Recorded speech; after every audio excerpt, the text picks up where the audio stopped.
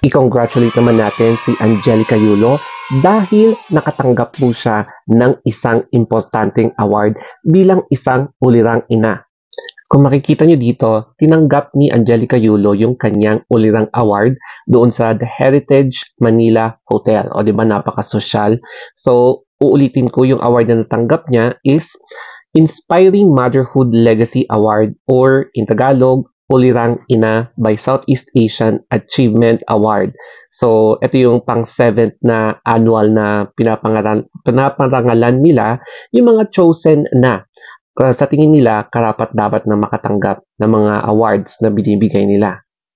Sa tingin ko, nakitaan kasi talaga nila ng perfect qualities tsaka yung qualifications na ginagawa ni Angelica Yulo para mapabilang siya sa mga set of annual awardees nila sa taong ito.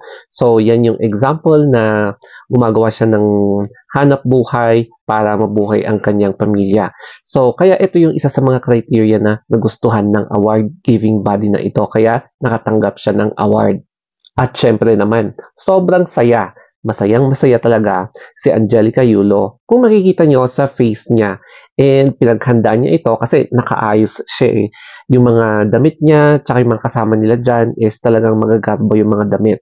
And kung mapapansin nyo, kasama ni Angelica Yulo yung kanyang family. Kasi nga, nakaka-proud kapag yung family kasama mo kapag makaka-receive ka ng ganitong klaseng award. Kaya ako, na-curious ako kung ano nga ba itong awarding giving body na ito, no? Kaya tinignan natin sa kanilang Facebook page kung ano yung mga pwede nating makita at mapag-alaman sa page na to. Kaya i-explore na natin. So, Global Achievers na ngayon, si Angelica Yulo. So, makikita natin dito, sa information, etong page na to ay ginawa last 2021. Pero nag-ooperate sila for 7 years. So makikita natin dito, 7th Southeast Asian Achievement Awards na ginanap sa Heritage Manila Hotel. So ito yung isa pang ulirang ina awardee, si Salvacion Bayaga. And ito na nga, si Angelica Yulo. O diba?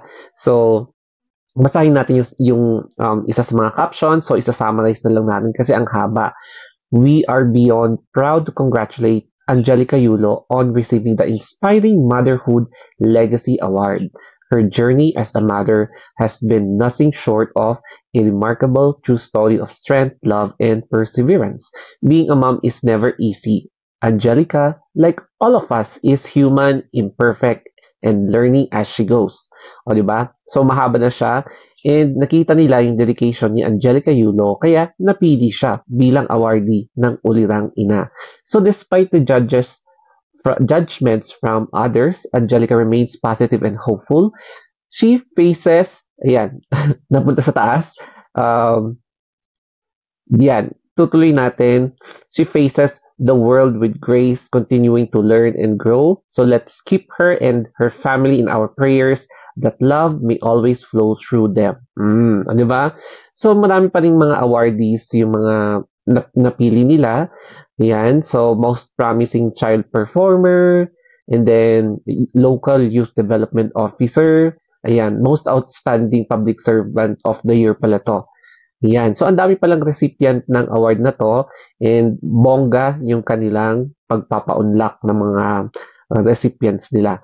And syempre naman, no, we are thrilled to announce that Eldro Yulo, yung nakakababatang kapatid ni Carlos Yulo, na napasama din sa mga awardees, no. So, he is an ambassador awardee, a multi-awarded gymnast, and international champion. O, di ba? So, dalawa sa miyembro ng pamilya Yulo ang nakatanggap ng award na to.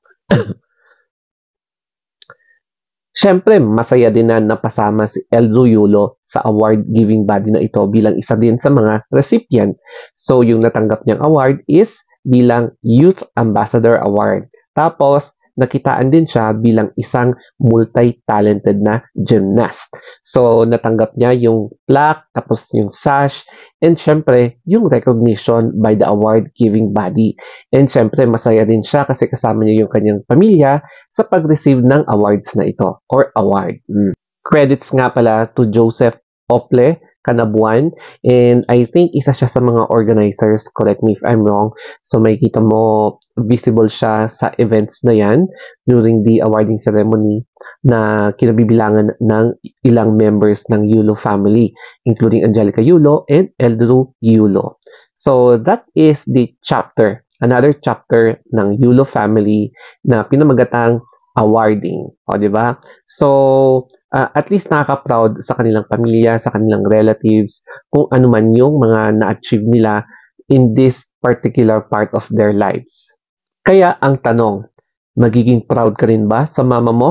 Especially kapag nakatanggap siya ng ganitong klaseng award, the Ulirang Ina Award. O, di ba? So, this is one of the rarest na opportunity na pwedeng matanggap ng inyong family member.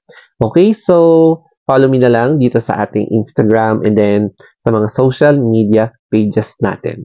Okay, so always remember to always prioritize happiness over sadness. Okay, so thank you and have a nice day.